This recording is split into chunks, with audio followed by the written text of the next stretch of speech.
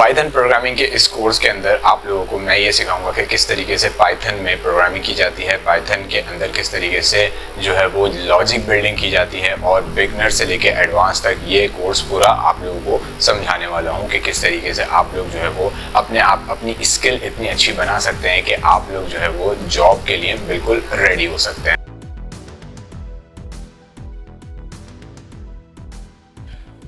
Alright guys, hello, कैसे हो आप लोग? और उम्मीद करता हूँ आप लोग सब खैरियत से होंगे। और तो यार, अब वक्त आ गया है कि हम जो है वो ऑब्जेक्ट ओरिएंटेड प्रोग्रामिंग को स्टार्ट करें।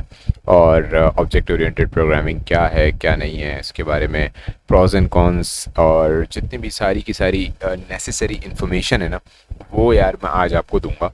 और क्योंकि वो आई थिंक मैं समझता हूँ कि यार वो बहुत ज़्यादा ज़रूरी है एक प्रोग्रामर के लिए, कोडर के लिए, कि यार उसको ऑब्जेक्ट ओरिएंटेड प्रोग्रामिंग आनी चाहिए।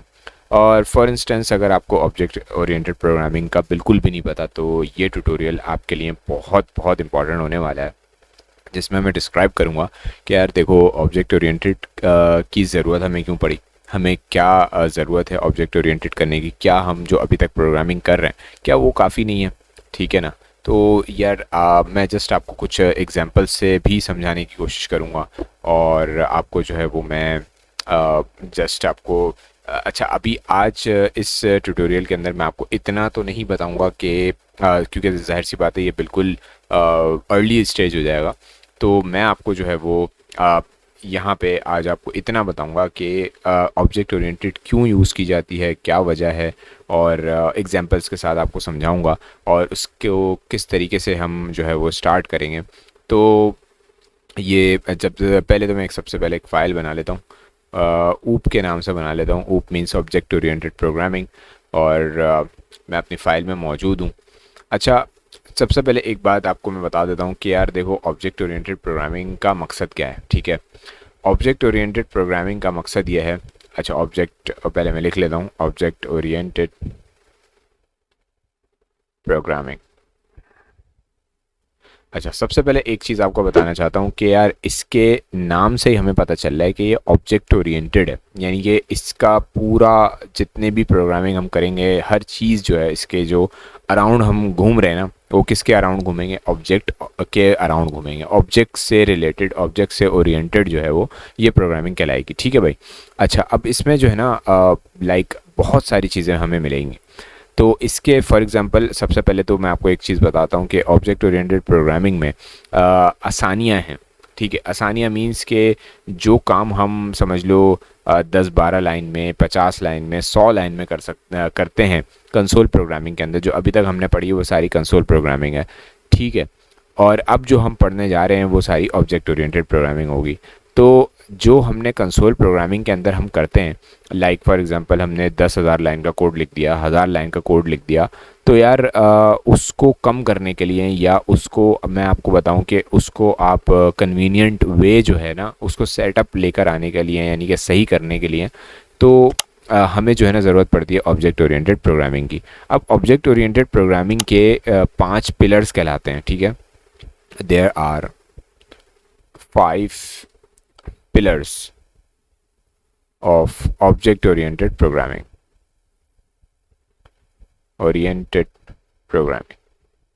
जिसको यार एक काम करते हैं, ऊप ही कर लेते हैं इसको। अब आप ऊप से समझ जाओगे कि मैं ऑब्जेक्ट ओरिएंटेड प्रोग्रामिंग की बात कर रहा हूँ।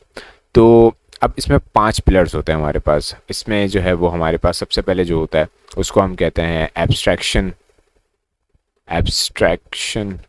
ठीक है। फिर आ जाता है हमारे पास जो है वो इनकैप्सुलेशन,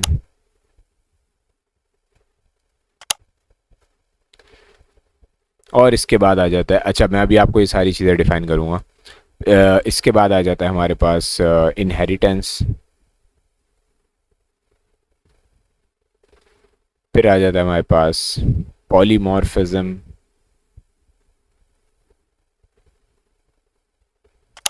स्पेलिंग देख लेना यार अगर गलत गलत हो जाए मुझसे तो। और फिर आ जाता है हमारे पास method overloading, method overriding, and so on. और ये लिख ही लेते हैं यार, मेथड ओवर राइडिंग, ठीक है। तो ये कुछ बेसिक कॉन्सेप्ट हैं जिसको हम बेसिक पिलर्स भी कहते हैं, और ये यूज़ होते हैं ऑब्जेक्ट ओरिएंटेड प्रोग्रामिंग के अंदर। और इन सब का यूज़ क्या है, क्या क्या किस तरीके से इसको यूज़ किया जाता है। और अच्छा, सबसे पहले एक चीज़ आपको बताना चाहता हूँ जिसकी मैं आपको एग्जांपल के साथ बताऊँगा, ठीक है। तो मान लो आप एक गेम खेल रहे हो, ठीक है, आप एक गेम खेल रहे हो और लाइक काउंटर स्ट्राइक हो गया या जितने भी आजकल गेम चलते हैं आपको पता ही होगा, GTA 5 गेम हो गया, अभी तो GTA 6 भी आने वाला है next year, I guess GTA 6 भी लॉन्च हो जाएगा। तो यार देखो, अब GTA 6 एक गेम है या GTA 5 एक गेम है, उसके अंदर आप हो, आप एक प्लेयर हो, और आपके इर्द गिर्द जितने भी लोग हैं, सही है, आप लोग आप अपने मतलब आप एक सिटी में मौजूद हो वहाँ पे, और आप देखोगे कि यार मेरे चारों तरफ बहुत सारे लोग हैं जो कि घूम रहे हैं फिर रहे हैं। तो वो सारे जो प्लेयर्स हैं वो कहलाते हैं NPC। NPC means non playing character, ठीक है। ऐसे कैरेक्टर्स जो कि खेलते नहीं हैं, उनको बस जो टास्क दिया जाता है वो वही करते हैं, दैट्स इट। इसके अलावा वो और कुछ भी नहीं करते। तो अब होता क्या है, अब होता ये है कि आपके पास सारी पावर्स होती हैं, ठीक है। आपकी हेल्थ होती है, आपके पास वेपन्स होते हैं, आपके पास पैसा होता है, आपके पास कपड़े होते हैं, आपकी स्किन्स होती हैं। एंड अब GTA 5 के अंदर तो आप करेक्टर भी चेंज कर सकते हैं, ठीक है ना। मतलब इससे पहले वाई सिटी हो गया, सैन एंड्रियास हो गया, उसमें आप करेक्टर चेंज नहीं कर सकते थे, बट GTA 5 में आप करेक्टर भी चेंज कर सकते हैं। तो लाइक पूरी करेक्टर स्टिक जो है ना, आप पूरी चेंज कर सकते हैं। तो यार देखो, बताने का मकसद यहाँ पे ये है कि अगर मैंने GTA 5 का गेम स्टार्ट किया फॉर एग्ज़ाम्पल, अब इसमें क्या हुआ कि बंदा मेरे सामने आया, वो बंदा मैं हूँ, ठीक है। अब मेरे पास वेपन्स हैं, मेरे पास जो है वो आपके जो पैसे हैं मेरे पास, और मैं किसी को भी मार सकता हूँ। अब मुझे भी लोग मार सकते हैं, ठीक है, मेरी भी हेल्थ है। तो यार देखो, मैं हर एक बंदे के लिए, अब हर एक एनिमी के लिए मैं बार बार, तो जाहिर सी बात है आपको पता है कि मैं बार बार तो जो है वो उसकी हर एनिमी की हेल्थ, हर एनिमी के वेपन्स, हर चीज़ मैं बार बार नहीं बनाऊंगा, ठीक है। तो यार एग्जांपल के तौर पे मैं आपको समझा रहा था कि किस तरीके से जो है वो ऑब्जेक्ट ओरिएंटेड काम करती है यहाँ पे। ऑब्जेक्ट ओरिएंटेड यार हमें जो बचाती है ना, वो बार बार कोड को लिखने से बचाती है, ठीक है। बार बार आप कोड लिखने से बच जाते हैं, और जितना बड़ा आपका कोड होता है उतना मैसी कोड होता है, ठीक है ना। पूरा मैस हो जाता है वो कोड, और आपको पता नहीं रहता, याद नहीं रहता। अब फॉर एग्ज़ाम्पल आपने जो है वो लाइक, अब मैं आपको एक और एग्जांपल समझाता हूँ।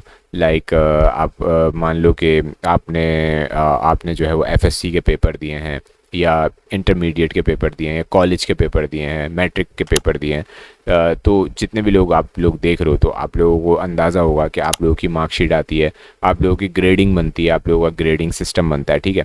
लेकिन आप लोगों ने एक चीज़ नोटिस करी होगी कि हर बच्चे की जो मार्कशीट होती है उसमें बहुत सारी चीज़ें सेम होती हैं। क्या चीज़ें सेम होती हैं? सिवाय आपके नाम के, सिवाय आपके रोल नंबर के, तारीख जो लिखी होती है उसके अंदर, आपका ग्रेड और परसेंटेज, इन चीज़ों के अलावा जितनी भी चीज़ें उसके अंदर लिखी होती हैं वो सब की सब सेम होती हैं। लाइक आपका स्कूल का नाम सबका सेम होगा, ठीक है, क्योंकि ऑब्वियसली सबका मीन्स कि एक उसी स्कूल में पढ़ने वाले जितने भी बच्चे होंगे, जो जैसे एक क्लास में जितने भी बच्चे पढ़ रहे हैं, उन सब की जो मार्कशीट मिलेगी उनको स्कूल की तरफ से, तो उन सब पे स्कूल का नाम होगा, आपकी क्लास का नाम सेम होगा, ठीक है। तो यार आप मुझे बताओ कि बार बार क्लास का नाम जो है वो टाइप करते रहेंगे क्या? जब भी आपकी मार्कशीट बनानी है तो आपका स्कूल का नाम टाइप करेंगे, सारी चीज़ें दोबारा तो टाइप नहीं करेंगे ना यार। तो उन्होंने एक पैटर्न बना दिया, ठीक है। अब जैसे कि अब यहाँ पे एक बोर्ड है, जैसे कराची बोर्ड है, सिंध बोर्ड है, या इस्लामाबाद का बोर्ड है, या इंडिया की अगर हम बात करें तो वहाँ पे उनके अपने बोर्ड हैं, दिल्ली बोर्ड हो गया। तो वो बोर्ड जो होता है वो क्या करता है, वो क्या कहते हैं, पेपर्स लेता है, ठीक है ना। अब वो पेपर्स लेता है, पेपर लेने के बाद मार्कशीट्स वगैरह जो है वो बच्चों को देता है, सबमिट करता है, ठीक है ना, बच्चों को, स्टूडेंट को देता है। जैसे अब मान लो कि मेरे पास एक स्टूडेंट है STD। अब मैं एक काम करता हूँ, ज़रा आपको समझाने के लिए लिखता हूँ थोड़ा सा, कि आपको थोड़ा सा समझ में आए। अब स्टूडेंट 1 है, यानी कि एक स्टूडेंट है जिसका जो रोल नंबर है वो कुछ इस तरीके से है, ठीक है। ये रोल नंबर आ गया उसका। इसके बाद जो है वो स्टूडेंट का नाम आ गया, STD एसटीडी नेम आ गया, नेम के अंदर उसमें अब ज़ाहिर सी बात है बच्चों का सबका नाम सेम नहीं होगा, सबका अलग अलग नाम होगा, लेकिन नाम भी सेम हो सकते हैं, ठीक है। फिर सर नेम भी सेम हो सकते हैं, लेकिन जो आपकी जो आईडी है ना वो यूनिक होगी, ठीक है। आईडी सबकी, आईडी मीन्स या जो रोल नंबर होगा वो सबका यूनिक होगा। इसके अलावा जो है वो आपकी क्लास का नाम आ गया, आपका सब, मतलब इस तरीके से आपकी जो मेन चीज़ें हैं ना वो सारी चीज़ें आ गई। अब होगा क्या, होगा ये, जब आपकी परसेंटेज निकलेगी, जब आपका ग्रेड आएगा, तो उसके अंदर जब आपका ग्रेड जब आएगा तो उसके अंदर क्या आपको मिलेगा, उसमें जो है वो आपका, सिर्फ आपका जो है उसमें ग्रेड लिखा हुआ होगा, आपकी परसेंटेज लिखी होगी, आपका नाम होगा, आपका रोल नंबर होगा, लेकिन स्कूल का नाम और दिस मतलब नंबर्स अवॉर्डेड और English, marks of English, marks of mathematics, marks of chemistry, bio, और तो ये वाली चीज़ें तो सेम होंगी ना सबकी, हर एक बच्चे की ये वाली चीज़ें सेम होंगी। तो कहने का मकसद ये है कि बार बार जो चीज़ें लिखी जाती हैं उनको हम यहाँ पे ऑब्जेक्ट ओरिएंटेड के ज़रिए बार बार नहीं लिखेंगे, ठीक है। दैट्स इट, फुल स्टॉप, ठीक है। अब आपको आई थिंक ये चीज़ बहुत अच्छे से समझ आ गई होगी कि यार देखो, और बार बार लिखने से बचना हम यूज़ करते हैं, मतलब काम करते हैं ऑब्जेक्ट ओरिएंटेड के ऊपर, तो हम बार बार लिखने से बच जाते हैं, ठीक है। आई होप कि आपको इतना इंट्रोडक्शन समझ में आया होगा। अब बात करते हैं थोड़ी सी एब्स्ट्रैक्शन की। एब्स्ट्रैक्शन क्या चीज़ है? एब्स्ट्रैक्शन मीन्स, मैं यहाँ पे लिख भी देता हूँ, पहले एक काम करता हूँ, मैं ज़रा इसको मिटा देता हूँ जो भी ये लिखा हुआ है। तो एब्स्ट्रैक्शन आपको थोड़ा सा समझा देता हूँ। Abstraction, what is abstraction? Abstraction की वैसे तो जनरल मीनिंग यही होती है। अच्छा, इसके अंदर जो कि हम बात करते हैं, अगर लाइक हम बात करते हैं, अगर इसकी किसकी बात करते हैं हम अगर ऑब्जेक्ट ओरिएंटेड की बात करते हैं, तो इसके अंदर जो इसकी डेफिनेशन बनती है वो ये बनती है कि getting only essential things and hiding unnecessary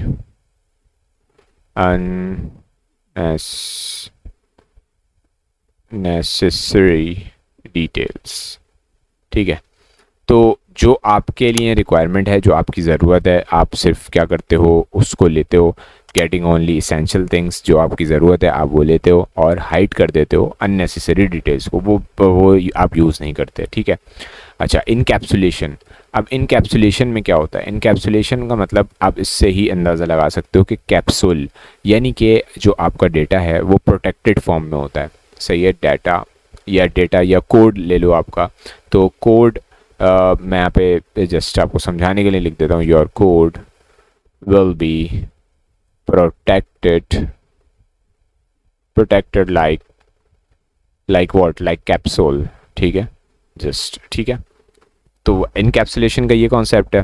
फिर आ जाते हैं हम इनहेरिटेंस पे। इनहेरिटेंस पे हम बात करते हैं, तो इनहेरिटेंस का मतलब क्या है?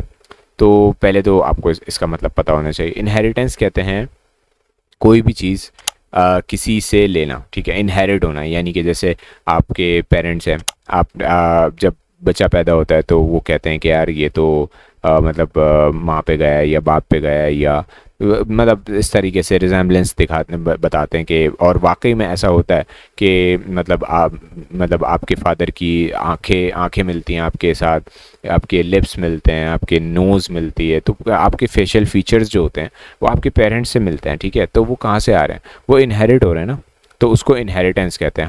हम अपनी सलाहियतें हमारी खुद की थोड़ी होती हैं, ये हमारे माँ बाप की तरफ से इनहेरिट होती हैं। हमारे बाप दादा जितने भी हमारे ग्रैंडफादर्स होते हैं, उन सब से जो है चीज़ें हमारे अंदर इनहेरिट होकर आ रही होती हैं, तो उसको कहते हैं इनहेरिटेंस, जिसको हम उर्दू में विरासत भी कहते हैं या जायदाद भी कहते हैं, हिंदी वगैरह में, ठीक हो गया।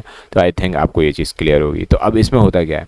तो इसमें होता यह है कि जब हम ऑब्जेक्ट ओरिएंटेड पे काम करते हैं तो हम जो है वो इनहेरिटेंस करते हैं। इनहेरिटेंस मींस हम पेरेंट क्लास बनाते हैं, चाइल्ड क्लास बनाते हैं, और पेरेंट क्लास में से कुछ चीज़ें जो हमें रिक्वायरमेंट होती है उनको हम जो है वो इनहेरिट कर लेते हैं अपनी चाइल्ड क्लास के अंदर। तो इनहेरिटेंस मीन्स के अच्छा, मैंने आपको समझा दिया, तो आई थिंक ये लिखने की ज़रूरत नहीं है मुझे। तो अब आ जाते हैं पॉलीमॉर्फिज्म। पॉलीमॉर्फिज्म से आपको समझ में आ गया होगा। पॉली मीन्स मैनी, पॉली का मतलब मैनी, मैनी मीन्स बहुत सारे, ठीक है, एक से ज़्यादा, इसको हम कहते हैं पॉली। तो पॉलीमॉर्फिज्म का मतलब ये होता है कि हम जो है वो एक से ज़्यादा हम फंक्शंस बनाते हैं, क्लासेस बनाते हैं, ऑब्जेक्ट्स बनाते हैं, उसके ऊपर हम काम करते हैं। फिर आ जाता है मेथड ओवरलोडिंग, मेथड ओवरराइडिंग। इसमें ये होता है कि एक बार एक फंक्शन को आप डबल तरीके से किस तरीके से यूज़ कर सकते हैं और ओवरराइड किस तरीके से कर सकते हैं एक फंक्शन को। फंक्शन यानी कि मेथड मैं आपको बता चुका हूँ पहले भी। तो अभी तो ऑब्वियसली आपको इतना ज़्यादा इंट्रोडक्शन से इतना समझ नहीं आया होगा, मैंने आपको एग्जांपल्स भी दिए हैं, एग्जांपल्स पे भी आपको इतना ज़्यादा समझ नहीं आया होगा, of course I understand. But ये है कि मैं जिस तरह आपको आगे बताता जाऊंगा, हम इसके ऊपर एग्जांपल्स ट्राई करते जाएंगे। कंस्ट्रक्टर होता है, इसके अंदर बहुत सारी चीज़ें होती हैं, हम इसकी मतलब अभी करते जाएंगे, इसके अंदर समझ लें बहुत सारी क्लासेस अभी इसमें हम ऑब्जेक्ट ओरिएंटेड के ज़रिए सारा काम करना है हमें, ठीक है। तो लेट्स स्टार्ट करते हैं। अब हम जो है वो नेक्स्ट हमारी जो वीडियो होगी इसके अंदर जो है हम प्रॉपर तरीके से क्लासेस और ऑब्जेक्ट्स को समझेंगे कि किस तरीके से क्लासेस और ऑब्जेक्ट्स काम करते हैं हमारे पास ऑब्जेक्ट ओरिएंटेड प्रोग्रामिंग के अंदर। और फिर हम जो है वो कंस्ट्रक्टर और बाकी जितने भी इसके एब्स्ट्रैक्शन, एनकैप्सुलेशन, इनहेरिटेंस, पॉलीमॉर्फिज्म, ये सारे जो है ये चीज़ें ट्राई करेंगे। तो आई होप कि आपको जितना मैंने अभी बताया इसमें से काफ़ी सारी चीज़ें आपको क्लियर होंगी। और अगर नहीं भी हैं तो आप जो है वो क्वेश्चन मुझसे कर सकते हैं और मुझसे लाइव भी आप मुझसे बात कर सकते हैं, मैसेज कर सकते हैं व्हाट्सएप वगैरह पे, या जहां आपका दिल चाहे आप सोशल मीडिया प्लेटफॉर्म पे भी मुझे फॉलो कर सकते हैं। मैं मिलता हूं आपसे नेक्स्ट वीडियो में। Thanks for watching this video.